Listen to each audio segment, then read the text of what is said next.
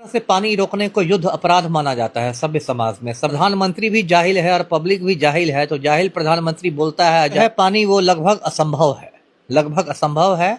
Sir, जिस प्रकार से लोगों में, जनमानस में ये फैल गया है अफवाह कि पाकिस्तान के लिए जो पानी भारत से होके जा रहा था उसे रोक दिया गया, क्या रोक दिया गया है या फिर रोकना संभव है या नहीं है, इन पे थोड़ा सा प्रकाश डालिए। देखिए, रोकना जो है पानी वो लगभग असंभव है, लगभग असंभव है। और ये पूरा मामला मैं दर्शकों को शुरू से समझाता हूँ। ये जो सिंधु नदी है ये बहुत लंबी नदी है, 3000 किलोमीटर लंबी नदी है, गंगा से भी ज़्यादा लंबी नदी है। और ये चीन में निकलती है तिब्बत के पठार से और फिर भारत होते हुए पाकिस्तान जाती है और कराची के पास अरब सागर में विलीन हो जाती है।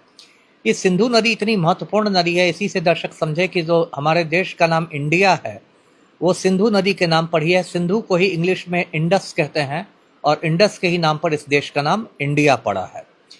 तो और सिंधु घाटी सभ्यता के बारे में आपने पढ़ा होगा स्कूल में, बहुत विकसित सभ्यता थी। हड़प्पा और मोहनजोदड़ो जैसे बड़े बड़े शहर थे सिंधु घाटी सभ्यता में।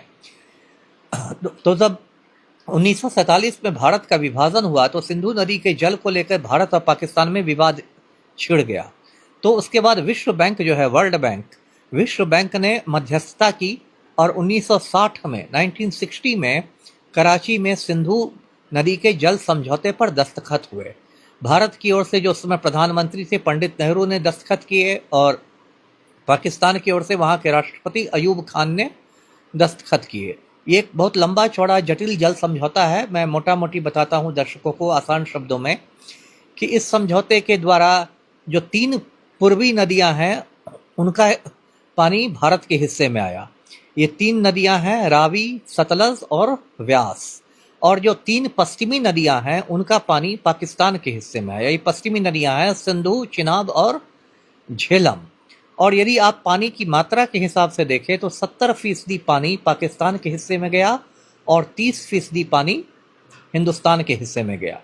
उसका सिंधु नदी का जो जल बंटवारा हुआ उसको दुनिया में बहुत एक बेहतरीन जल बंटवारा के रूप में देखा जाता है और दुनिया के किसी भी कोने में जब इस पर चर्चा होती है नदी जल बंटवारे पर तो इस समझौते का हवाला दिया जाता है। और ये समझौता बहुत सफल भी रहा। देखिए, उसके बाद 2 युद्ध हुए भारत पाकिस्तान के बीच, 1965 का युद्ध, 1971 का युद्ध, फिर 1999 में कारगिल की छोटी मोटी लड़ाई हुई।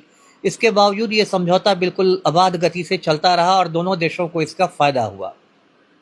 अभी ये सुर्खियों में इसलिए है क्योंकि पहलगाम में जो आतंकी हमला हुआ है कश्मीर में, उसके बाद नरेंद्र मोदी ने कहा कि ये समझौता निलंबित कर दिया गया। अब ये भी ध्यान देने की बात है, समझौता रद्द नहीं किया गया है क्योंकि उस समझौते में ही प्रावधान है कि कोई भी देश, भारत या पाकिस्तान, इसको एक तरफा रद्द नहीं कर सकता है। बहुत लोग जो व्हाट्सएप यूनिवर्सिटी से अधकचरा ज्ञान लेते हैं वो अभी नाच रहे हैं कि रद्द हो गया, रद्द हो गया। तो समझौता रद्द नहीं हुआ है, समझौते को निलंबित किया गया है। और देखिए, पानी को रोकना इतना आसान नहीं है। मैं बता दूं ये बहुत बड़ी नदी है, गंगा से भी बड़ी नदी है। ये कोई आपके रसोई घर की टोटी नहीं है नल की कि आप जाके बंद कर दीजिएगा पानी बंद हो जाएगा। इसको रोकने के लिए विशेषज्ञों का मानना है कि इस पर बड़े बड़े डैम बनाने पड़ेंगे, बांध बनाना पड़ेगा, जैसे भाखड़ा नांगल जैसा बड़ा बांध बनाना पड़ेगा जिसमें करोड़ों अरबों का खर्च होगा और 20-25 साल निर्माण में लगेंगे। तो इतना आसान नहीं है कि उसको आप रोक दीजिए। अभी गोदी मीडिया में बहुत सारे दलाल चैनल्स दिखा रहे हैं बूंद बूंद को तरसेगा पाकिस्तान, पाकिस्तान में हाहाकार। ये सब बिल्कुल मतलब बकवास वाली बात है। और दूसरी बात ये इसमें होता है, मैं खुद अंतर्राष्ट्रीय संबंधों का छात्र रहा हूँ, कि इस तरह से पानी रोकने को युद्ध अपराध माना जाता है सभ्य समाज में, सभ्य दुनिया में, क्योंकि आतंकी की सजा आप आम नागरिकों को नहीं दे सकते हैं, इसलिए ये युद्ध अपराध माना जाता है।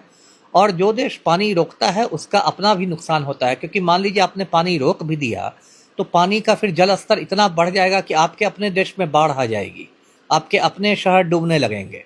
तो ये भी खतरा रहता है। फिर एक और खतरा है कि यदि आपने पानी को हथियार बना लिया तो इसका इस्तेमाल आपके दुश्मन देश भी कर सकते हैं। जैसे ब्रह्मपुत्र नदी है, ब्रह्मपुत्र नदी जो है वो चीन से आती है और चीन से आती है और असम राज्य, भारत के असम राज्य में आती है। अब आप जानते हैं कि चीन और पाकिस्तान में बहुत अच्छे संबंध हैं। चीन ने पाकिस्तान में अरबों डॉलर का निवेश किया है। तो यदि पाकिस्तान के कहने पर चीन ब्रह्मपुत्र नदी का पानी रोक देता है तो आपके असम में सूखा की स्थिति पैदा हो जाएगी।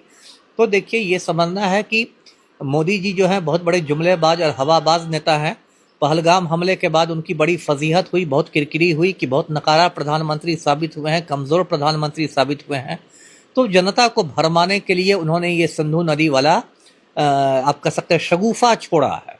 और प्रधानमंत्री भी जाहिल है और पब्लिक भी जाहिल है, तो जाहिल प्रधानमंत्री बोलता है, जाहिल पब्लिक ताली पीटती है। ये इस देश में एक तरह का समझिए सर्कस चल रहा है, जो बहुत दुर्भाग्यपूर्ण है। जी।